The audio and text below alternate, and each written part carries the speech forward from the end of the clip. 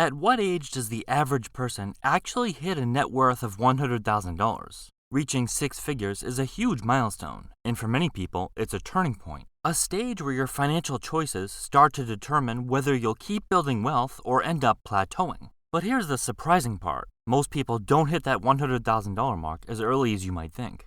The Federal Reserve regularly conducts studies on household net worth, reporting different measures of average wealth. In this video, we'll focus on the median, which is one of three main ways to measure an average. In this case, the median gives us a much clearer picture of what's typical for most people. The mean, however, can be misleading because a few extremely wealthy people can skew that number upwards, making it look like most people are doing much better than they actually are. The median, on the other hand, represents the middle part. Half of people have more and half have less, giving a much clearer picture of what a typical person actually has.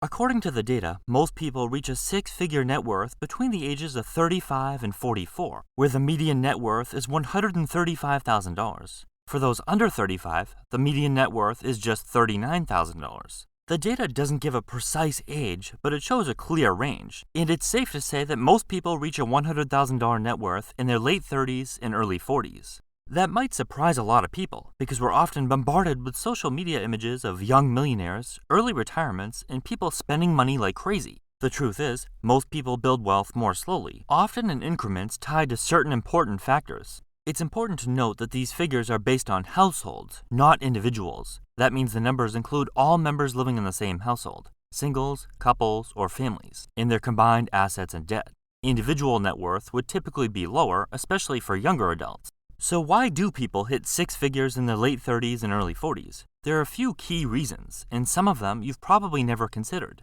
First, marriage often plays a big role. When two people get married, their assets and debt combine into a single household net worth. While this doesn't always result in immediate gains, a couple's combined earning and saving potential is usually higher than an individual's, though it can also work in the opposite direction if spending habits aren't aligned. Picture two friends in their early 30s. One has managed to build a $40,000 net worth thanks to consistent 401k contributions and, importantly, no debt. The other, though, is in a different situation. They've got $20,000 in various assets, but are carrying $50,000 in student loans, leaving them with a negative net worth of minus $30,000. Now, if these two get married, their finances combine, and suddenly their household net worth becomes $10,000.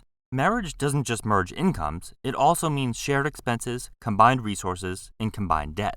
Second, early career income is understandably pretty low. Most young adults are just getting started in entry-level jobs, trying to juggle student loans, rent, credit card bills, and all the costs of simply figuring out life after high school or college. It's actually really common for net worth to be negative in your 20s due to unsecured debt from student loans and credit cards. Picture someone fresh out of school. They've just started working, maybe making $30,000 or $40,000 per year, which barely covers living expenses, let alone leaves room for meaningful savings. Add in student debt and a car payment, and it can feel like no matter how hard they work, they're stuck at square one. At this point, most people are lucky if their net worth isn't negative. Between low starting salaries and all the new bills piling up, it's no wonder so many young adults kick off adulthood in the red, even when they're doing everything right. By the time people reach their 30s, things usually start to shift. Careers have often progressed, so incomes tend to increase, giving more room to save and invest. Debts like student loans or credit cards may have been partially or fully paid off, which provides a huge boost to net worth and helps bring it up out of the red. Even small, consistent savings and investment habits begin to make a noticeable difference at this stage.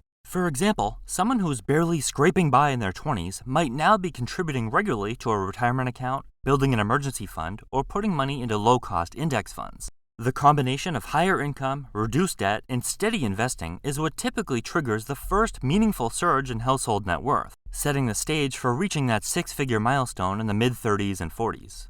Third, owning a home is a huge and often the biggest factor driving net worth for this age group. Most people purchase their first home in their 30s, giving them a big opportunity to start growing wealth through home equity. Even though first-time homeownership is happening quite a bit later than in the past, those in their 30s and early 40s are still much more likely to own a home than anyone under 35. And that single purchase can have a huge, sometimes one-time impact on overall net worth. If your monthly costs for owning are similar to what you'd pay in rent, you're effectively building wealth with every payment through principal reduction, tax benefits, and most significantly, potential property appreciation. While housing prices can fluctuate in the short term, over the long run, a home often becomes the largest investment for people who might otherwise have little else, even though this isn't necessarily a great thing.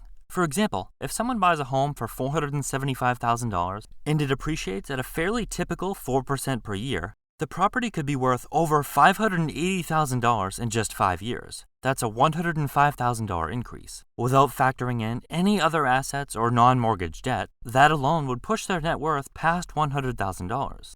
Finally, the first $100,000 is the hardest to achieve. Anyone who has built wealth will tell you that getting off the ground is often the most challenging part. Early savings grow slowly because compounding hasn't had enough time to make a noticeable impact. Even if people in their 20s invest in stocks, which would put them in the minority, the amounts they put in are usually small, so the gains are modest. For example, if someone puts a few $100s a month into a retirement account for a couple of years, the growth can feel extremely slow. On $10,000 invested in the S&P 500, an average annual return might only add about $1,000, which can make it seem like progress is barely anything. But here's the thing about hitting that $100,000 mark. Not all wealth is created equal. A person might have a six-figure net worth on paper, but still have little real financial security. Net worth simply measures everything you own minus what you owe. So yeah, it includes home equity, cars you own outright or that have equity, money in checking or savings, 401ks, brokerage accounts, equity in a rental property, even a business that can be sold. But that doesn't mean all of it is actually working for you, often just the opposite. Take a homeowner, for example. Someone might see their net worth shoot up simply because home prices in their area jumped 20% over the last few years. Suddenly, they're worth $100,000 more than before, but they haven't saved or really invested a dime. If they're not actively putting money into compounding assets, like stocks and ETFs, retirement accounts, and other compounding investments, their net worth might look impressive initially, but it's unlikely to continue growing at a meaningful rate. That's the difference between on-paper wealth and compounding wealth. On-paper wealth is tied up in things like home equity or a car you own outright. It feels good, but it doesn't really build momentum.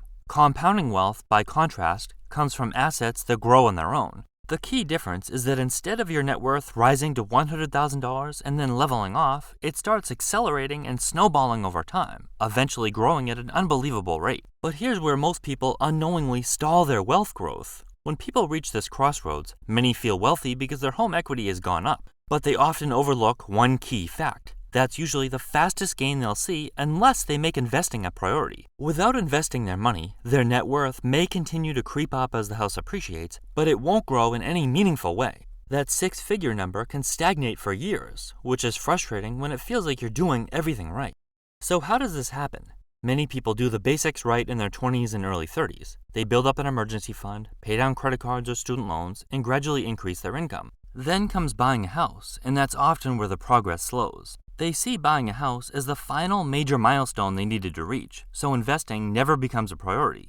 Instead, any extra money goes towards things like upgrading cars every few years, moving into a bigger home with a higher mortgage and upkeep costs, taking nice vacations, and buying stuff they forget about after just a few hours. Purchases that make them look and feel wealthy. But because in their mind they've made it, none of that money ends up fueling compounding investments. But if you make the right choice at that crossroads and start putting a significant portion of your growing income into investments, your wealth can start growing much faster. With a larger base, compounding really kicks in, and every dollar you invest, save, or use to pay down debt has a bigger effect on your overall net worth. It's like rolling a snowball. Small at first, but as it grows, it gains unstoppable momentum. That's why reaching your first $100,000 takes the most time and patience. But once you hit it, you can decide to continue that progress, setting yourself up for much faster growth in the years ahead.